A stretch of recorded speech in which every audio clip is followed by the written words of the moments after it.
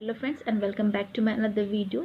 तो आज इसकी वीडियो में हम लोग जिस टॉपिक को कवर करेंगे वो है वोल्केनिक टोपोग्राफी यानी वोल्केनिक स्थलाकृति। तो चलिए फिर वीडियो स्टार्ट करते हैं।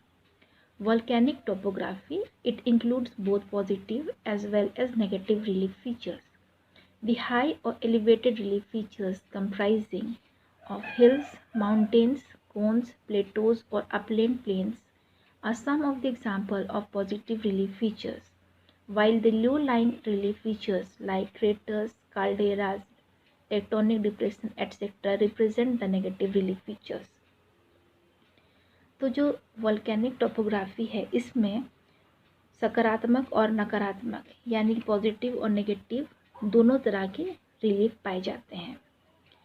जो हाई और एलिवेटेड रिलीफ फीचर्स हैं जिनमें कि क्या होते हैं हिल्स, माउंटेन्स, कोन्स, प्लेटोज यानी पहाड़ियाँ, पर्वत, शंकु या ऊंचे मैदान जितने भी हैं ये किस में आते हैं पॉजिटिव रिलीफ फीचर्स में।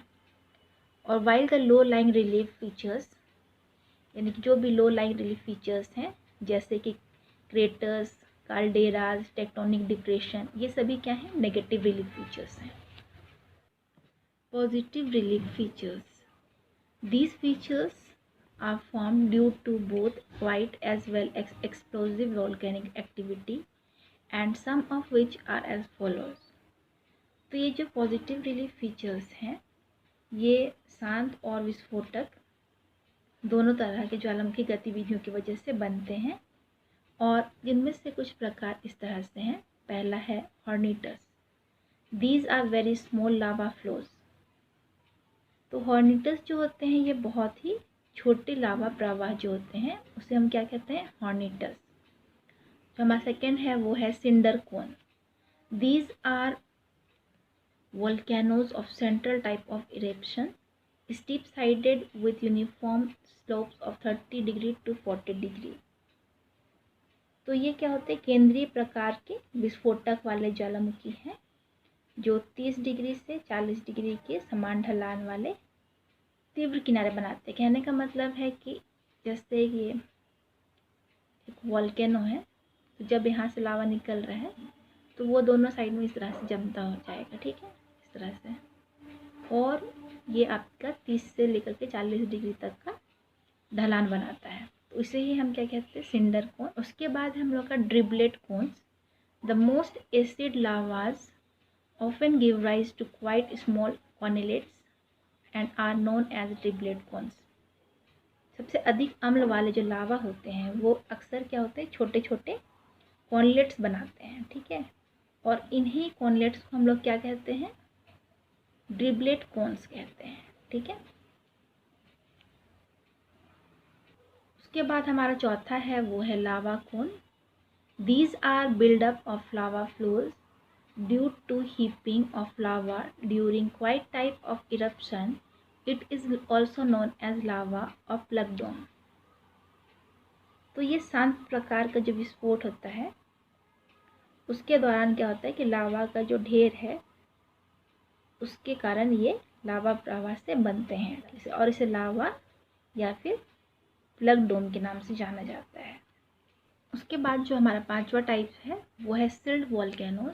These are made up of lava alone and due to quiet type of eruption whereby piling up of flow after flow of fluid lava a rounded dome like mass is produced. तो ये एक शांत प्रकार के तो ये अकेले लावा से सिर्फ बने होते हैं, ठीक है, और शांत प्रकार के विस्फोट के कारण इसमें क्या होता है कि जो लावा होता है वो प्रवाह यानी फ्लो के बाद प्रवाहित होता है, ठीक है, और एक इससे गुंबद मतलब गोलाकार गुंबद जैसे द्रव्यमान को उत्पन्न होता है बोल सकते हो। इसमें क्या है जैसे कि लावा निकल रहा है, एक वोल्केनो है, यहाँ से लावा निकल रहा है तो यहाँ पे वो गुंबद का आकार का यहाँ पे निर्माण कर रहा है ऊपर में, ठीक है, तरह से गुंबद का आकार का यहाँ पे निर्माण करता है और जल्द चल जाता है, ठीक है, यहाँ बीच में एक गुंबद के आकार का निर्माण करता है। तो ये शांत प्रकार के जो विस्फोट होते हैं उसमें इस तरह का होता है और इसमें सिर्फ क्या होता है, लावा से बनता है इस तरह से, ठीक है। उसके बाद है हम लोग का जो छठवां है वो है composite cones. These are made up alternatively of pyroclastic material and lava due to rude stratification, they are also known as stratovolcanoes. तो ये कंपोजिट कौन होता है, ये कंपोजिट यानी मिश्रित, तो ये पायरोक्लास्टिक मटेरियल और लावा का अल्टरनेट जमाव के कारण बनता है और इसे रूड स्ट्रेटिफिकेशन के कारण इसे स्ट्रेटोवोल्केनोस कहते हैं। अब देख सकते हैं कि यहाँ पे क्या हो रहा है कि एक बार ये लावा यहाँ पे जम रहा है, उसके ऊपर में फिर क्या हो रहा है, पायरोक्लास्टिक मटेरियल है, उसके ऊपर फिर लावा, इस तरह से अल्टरनेट चलता जाता है और इसे हम लोग क्या कहते हैं, कंपोजिट कोन, ठीक है। उसके बाद हमारा सातवां है spatter cone. Some cones formed on lava flows where break occurs in the cool surface of the flow allowing hot gases and lava to be blown out. तो इसमें क्या होता है कि गैसों के दबाव के कारण जो लावा के जो बुलबुले होते हैं वो अगल बगल के सरफेस पे बाहर निकलते हैं और वो ठंडे होकर के छोटे छोटे कोन्स बनाते हैं। तो इसे ही हम कोन्स को क्या कहते हैं, स्पेटर कोन, ठीक है। उसके बाद जो हमारा सबसे लास्ट पॉजिटिव रिलीफ फीचर है वो है वॉल्केनिक प्लेटो।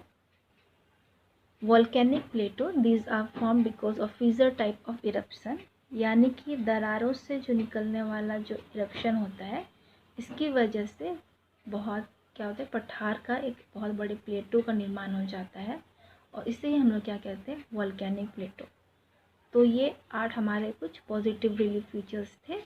अब हम लोग कुछ नेगेटिव रिलीफ फीचर्स देख लेते हैं कि कौन कौन से नेगेटिव रिलीफ फीचर्स हैं। नेगेटिव रिलीफ फीचर्स, इसमें पहला है crater. This is a depression located at the summit of the volcanic cone.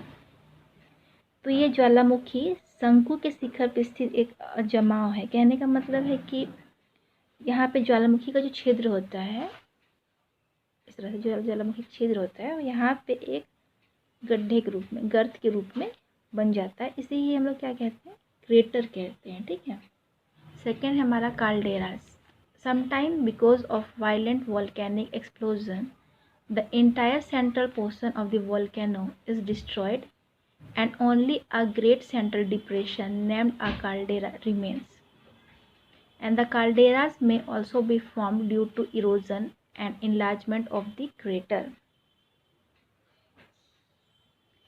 तो कभी कभी विस्फोटक ज्वालामुखी जो होते हैं उनके विस्फोट के कारण जो ज्वालामुखी का जो बीच का भाग होता है, ये वाला बीच वाला पॉइंट, ये क्या होता है, नष्ट हो जाता है पूरी तरह से, ठीक है।